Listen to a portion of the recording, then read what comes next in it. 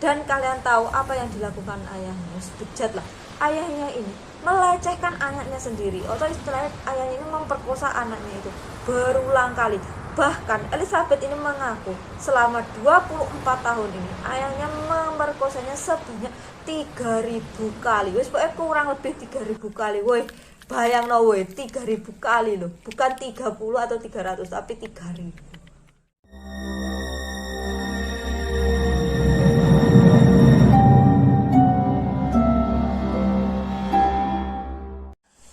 Assalamualaikum warahmatullahi wabarakatuh. Terima kasih udah ngeklik video ini. Aku Nurul Pujiati dan selamat datang kembali di channelku. Bulan puasa kayak gini ya, emang paling asik kalau habis sahur itu kita itu jalan-jalan pagi sama teman-teman. Biasanya bojol-bojol di daerah rumahku tuh kayak gitu. Nah, walaupun kita jalan-jalannya, kita ini seharusnya harus tetap waspada. Kenapa? Karena bisa jadi waktu kita jalan-jalan kita itu menjadi sasaran kasus kejahatan seperti kasus penculikan, apalagi anak-anak kecil itu. Nah, ngomongin soal penculikan ya, aku ini jadi teringat tentang salah satu film yang baru-baru ini dirilis di Amerika yang berjudul The Girl in the Basement, di mana film ini tuh menceritakan tentang seorang gadis yang diculik selama 24 tahun. Gila ya, bukan 24 hari, bukan 24 jam, tapi 24 tahun. Nah, usut punya usut, ternyata film ini tuh diambil dari kisah nyata tentang seorang gadis asal Austria yang benar-benar diculik selama 24 tahun. Jadi filmnya ini dari kejadian beneran, diculik selama 24 tahun. Jadi namanya itu Elizabeth Fritzl. Dia ini merupakan seorang gadis asal Austria yang diculik selama 24 tahun. Elizabeth Fritzl ini lahir pada tanggal 8 April 1966 dari pasangan Joseph Fritzl dan juga Rosemary Fritzl. Dia memiliki 4 saudara laki-laki dan 3 saudara perempuan. Joseph Fritzl sendiri merupakan seorang ayah yang mendidik putra-putrinya ini dengan tegas, yaitu seorang ayah dengan sosok yang tegas kayak gitu. Sehingga Elizabeth ini tidak begitu memiliki banyak teman karena sifat tegas ayahnya tadi, dan juga ayahnya ini melarang Elizabeth untuk memiliki banyak teman. Wis ojo lah kowe akeh kanca, gak perlu, wis cukup karo dulur-dulurmu ae, kanca sithik penting setia, gak koyo kanca jaman saiki yo to mangan kanca. Oh ya, selain itu, sifat ketegasan ayahnya ini juga membuat Elizabeth ini sedikit tertekan, sehingga dia ini pernah melakukan percobaan bunuh diri. Dan juga pada saat usia 16 tahun, Elizabeth itu pernah kabur dari rumah untuk pergi bersama teman-temannya. Tapi malangnya selang beberapa minggu ya, dia ini ditangkap polisi dan dikembalikan ke rumahnya. Hingga pada usia 18 tahun, tepatnya pada tanggal 29 Agustus 1984, Elizabeth ini benar-benar menghilang dari rumahnya dan membuat khawatir kedua orang tuanya. Ya jenenge ibu apa bapak ya, anak yang hilang kan pasti khawatir. Ibunya itu pokoknya terus kemudian mencari-cari, ya Allah anakku di mana, nelponi koncone sing sekiranya dekat, kan koncone nggak ada. Jadi dia itu anakku ada di situ enggak, tapi ternyata nggak ada. Sehingga orang tuanya ini kemudian melaporkan kasus hilangnya Elizabeth ini kepada pihak kepolisian. Pihak kepolisian segera melakukan investigasi, segera melakukan pencarian, tapi itu nggak ketemu. Dalam hari-hari itu nggak ketemu. Selang beberapa minggu ya setelah hilangnya Elizabeth itu, barulah datang sepucuk surat ke rumahnya Elizabeth itu. Dan kalian tahu, ternyata surat itu merupakan surat dari Elizabeth Fritzl. Dalam surat itu tertulis jika Elizabeth ini sebenarnya sudah capek hidup di rumah yang penuh tekanan kayak gitu dengan ketegasan ayahnya. Pokoknya Elizabeth ini sudah capek, sehingga dia memutuskan untuk pergi dari rumah. Dan juga meminta kedua orang tuanya itu agar tidak mencarinya lagi. Nah, si ayahnya tadi, Joseph Fritzl tadi juga menjelaskan bahwa kemungkinan Elizabeth ini mengikuti sebuah sekte atau aliran sesat, sehingga dia ini memutuskan untuk pergi dari rumah. Tapi pihak kepolisian ini tidak percaya begitu saja. Karena apa? Karena Elizabeth ini loh cuma memiliki sedikit teman. Jadi kemungkinan kecil kalau dia ini ikut aliran sekte-sekte kayak gitu. Nah, sehingga polisi ini tetap melanjutkan pencarian Elizabeth ini hingga 1 tahun lamanya. Tapi Elizabeth ini tidak juga ketemu. Setelah 1 tahun ini, kasus Elizabeth ini kemudian ditutup, dan Elizabeth itu dinyatakan hilang karena dia pergi dari rumah. Jadi dianggap aja wes bocah nom sing kabur songkok ngomah kayak gitu. Setelah 24 tahun Elizabeth menghilang, tepatnya pada tanggal 24 April tahun 2008, ada seorang gadis berusia 19 tahun yang datang ke sebuah rumah sakit untuk berobat. Tapi anehnya gadis ini tidak memiliki tanda pengenal apapun yo. Gak wajar yo, umur 19 tahun tapi dia ini gak punya KTP, gak punya kartu pelajar, terus kartu perpustakaan sing biasanya mbok nyilih buku tapi jarang kamu kembalikan bukunya itu gak punya. Lah, terus apa sih hubungannya kalau hilangnya Elizabeth? Nah, tunggu dulu. Jadi gini, gadis ini kemudian kan sama pihak rumah sakit ini dicurigai gitu loh. Kok ini bocah loh, kok gak punya tanda pengenal, wes sampai hamane harus lapor polisi, sehingga pihak rumah sakit ini melaporkan adanya gadis aneh ini kepada pihak kepolisian. Pihak kepolisian segera mendatangi rumah sakit tersebut dan memintai keterangan oleh gadis itu. Dan kalian tahu apa? Ternyata gadis ini adalah anak dari Elizabeth Frizzle yang sudah menghilang selama 24 tahun lalu. Oh, berarti benar deh Elizabeth tadi keluar dari rumah ya? Tunggu dulu, karena ada hal yang lebih mengejutkan lagi. Selang beberapa hari, polisi ini dikagetkan dengan munculnya Elizabeth Frizzle di rumah sakit tersebut. Di sini Elizabeth ini mengaku bahwa ia ini adalah ibu dari Christine. Christine ini adalah gadis 19 tahun yang datang ke rumah sakit tadi. Nah, sehingga polisi ini langsung mengamankan si Elizabeth, meminta keterangannya tentang apa saja sih sebenarnya yang terjadi sama kamu. Kamu ini kemana selama 24 tahun ini, kok nggak ada kabarnya? Terus kamu itu di mana, kehidupan kamu itu gimana? Elizabeth ini berjanji akan memberikan keterangannya. Jadi apa sih yang terjadi pada Elizabeth? Sebenarnya ya, Elizabeth ini emang benar-benar diculik. Tapi yang nggak ada di pikiran kalian, mungkin aku juga kaget, ternyata yang menculik Elizabeth ini adalah Joseph Frizzle. Iya bener, yang nyulik ini adalah ayahnya dia sendiri. Dan kalian tahu apa yang lebih membagongkan lagi, yang lebih gilanya lagi? Ternyata Elizabeth ini tidak pernah pergi jauh dari rumah. Selama 24 tahun ini, dia ini dikurung di ruang bawah tanah rumahnya sendiri. Lalu apa saja yang terjadi pada Elizabeth selama 24 tahun ini bakal aku jelaskan ya sekarang. Jadi pada saat Elizabeth itu dinyatakan menghilang pada tahun 1984 bulan Agustus itu, ternyata pada saat itu Elizabeth ini dimintai oleh ayahnya untuk membantu memasangkan pintu di ruang bawah tanah rumahnya yang habis direnovasi. Nah, pada saat Elizabeth ini memasangkan pintu, tanpa dia ketahui, ayahnya ini sudah menyiapkan sebuah handuk yang sudah basah. Basah bukan karena air, tapi basahnya itu sama obat bius. Handuk itu kemudian dilemparkan kepada Elizabeth yang sedang membantu ayahnya itu tadi, sehingga pengguna terus langsung Elizabeth ini pingsan. Nah, pada saat Elizabeth ini pingsan, bangun-bangun, kehidupannya itu sudah berubah. Di mana dia ini sudah dikurung di ruang bawah tanah tersebut selama 24 tahun. Pokoknya dia itu dikurung di situ, tangannya itu awal-awalnya itu dirantai sama ayahnya itu. Dan selama ini ayahnya itu selalu datang ke ruang bawah tanah itu tepat pukul 9 pagi. Pada saat 9 pagi itu ayahnya itu pasti turun ke ruang bawah tanah itu untuk menemui Elizabeth ini. Dan kalian tahu apa yang dilakukan ayahnya? Bejat lah. Ayahnya ini melecehkan anaknya sendiri, atau istilahnya ayahnya ini memperkosa anaknya itu berulang kali. Bahkan Elizabeth ini mengaku selama 24 tahun ini ayahnya memerkosanya sebanyak 3.000 kali. Wes pokoknya kurang lebih 3.000 kali. Woi, bayang no woi, 3.000 kali loh. Bukan 30 atau 300 tapi 3.000. Nah, pada saat awal-awal dia diculik itu ya, tangan Elizabeth ini sebenarnya diikat dengan rantai oleh ayahnya itu. Tapi lama-kelamaan ini rantainya itu dilepaskan sama ayahnya. Kenapa? Alasannya sekalian tuh mesti mikir edan ya gitu.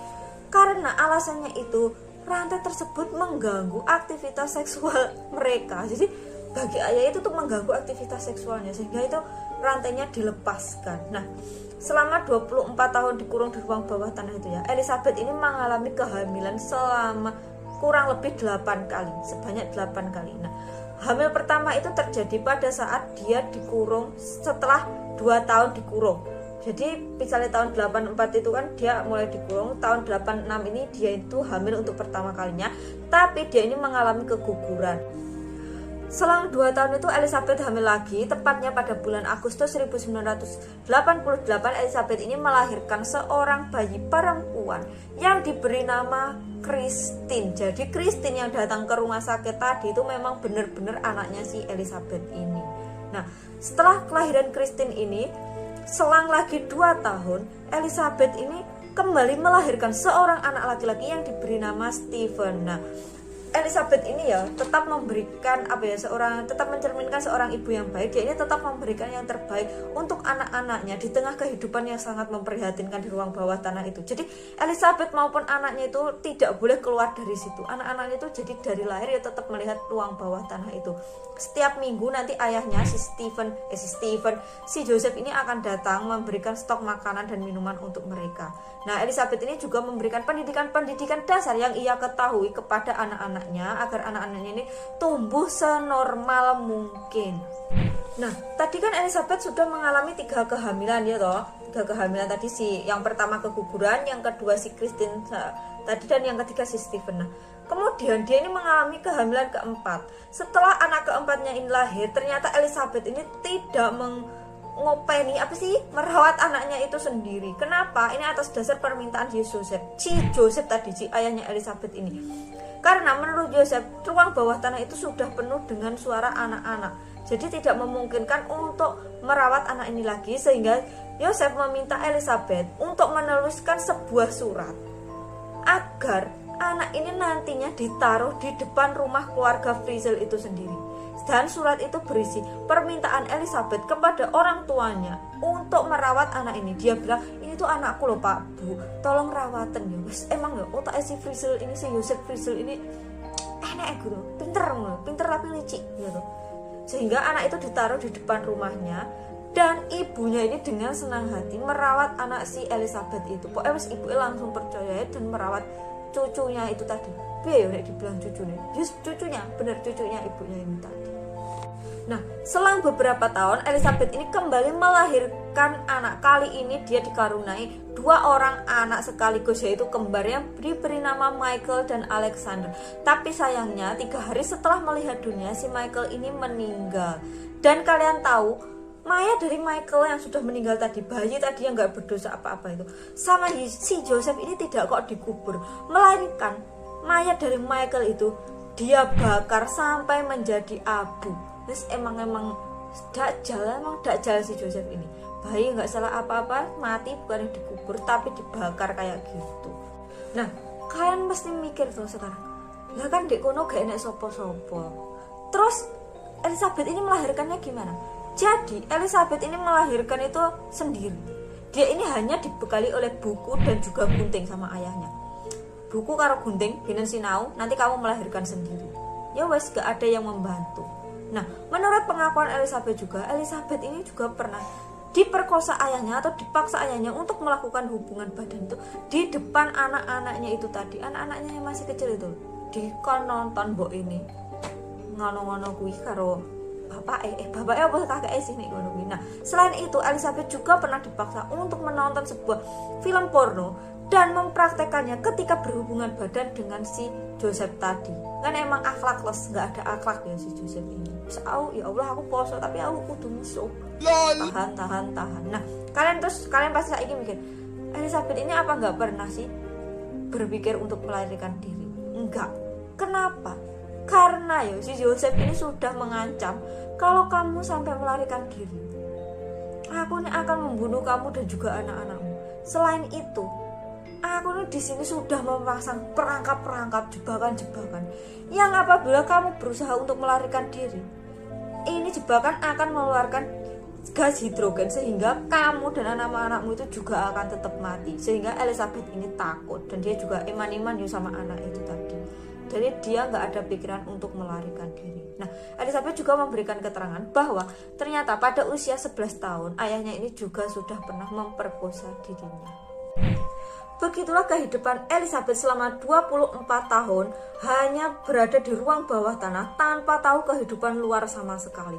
Hingga pada tahun 2008, anak pertamanya yang saat itu berusia 19 tahun yang bernama Christine itu tadi mengalami sakit dan kondisinya itu sangat kritis. Sehingga Elizabeth ini memohon-mohon pada ayahnya, pada si Joseph tadi, untuk mengeluarkan Christine dan membawanya ke rumah sakit. Joseph pun mengabulkan permintaan itu. Dia mengeluarkan Christine dari ruang bawah tanah dan memanggilkan ambulan. Yosef menjelaskan kondisi Christine. Dia mengetahui katanya dari surat yang ditinggalkan ibunya. Jadi pada saat pihak rumah sakit itu menyanyikan Yosef, kok kamu tahu kondisi Christine? Dia itu mengatakan bahwa dia tahu karena surat yang dituliskan oleh ibunya Christine ini. Nah, pada saat inilah pihak rumah sakit itu mulai curiga. Kenapa? Gadis yang berusia 19 tahun ini tidak ada catatan sama sekali. Pokoknya catatan identitasnya itu nggak ada sama sekali. Dan dia juga tidak mempunyai tanda pengenal. Sehingga pihak rumah sakit ini kemudian menelpon ke kepolisian seperti yang udah aku jelaskan di awal tadi, untuk menginterogasi si Christine ini. Nah, polisi itu kemudian menginterogasi, tapi Christine ini emang nggak tahu, nggak ada keluarga yang untuk diceritakan. Hingga pada saat itu polisi ini kembali menaruh curiga kepada Joseph. Karena Christine tadi kan bilang, ya mungkin Christine ini cuma bilang ibuku tuh si Elizabeth. Jadi polisi ini kemudian mencurigai si Joseph dan membuka kembali kasus hilangnya Elizabeth Frizzell tersebut. Entah karena apa ya, mungkin karena tekanan dari pihak luar atau tekanan keadaannya sekarang. Pada tanggal 26 April 2008, Joseph itu memutuskan untuk melepaskan siapa Elizabeth ini dari ruang bawah tanah untuk menjenguk putrinya. Elizabeth ini segera bergegas ke rumah sakit, tapi ya mungkin sampai di rumah sakit pun Elizabeth ini ya kayak orang linglung gitu ya. Kenapa? Ya bayangkan aja, dia pas dikurung, dimasukkan ke dalam situ itu tahun 84 tuh, terus dibebaskan tahun 2008. Kan otomatis teknologi ini sudah berkembang sangat jauh ya. Pintu itu mungkin sudah bisa dibuka kan. Elizabeth jadi kaget itu. Nah, sehingga pihak rumah sakit ini juga, wah ini sopo lagi kok anak maneh orang aneh kayak gini. Sehingga dia ini memanggil pihak kepolisian lagi, dan pihak kepolisian ini mengenali, loh ini kan bukannya si Elizabeth yang hilang itu gitu. Nah, kemudian disinilah Elizabeth ini menceritakan segala sesuatu yang terjadi padanya, tapi dengan syarat Elizabeth ini tidak mau dipertemukan kembali oleh ayahnya. Nah, mendengar penuturan Elizabeth, penjelasan Elizabeth dan keterangan-keterangan dari dia, polisi ini kembali akhirnya meringkus ini, menangkap si Joseph Frizzell itu tadi, dan juga membebaskan anak-anak Elizabeth yang masih terjebak di ruang bawah tanah.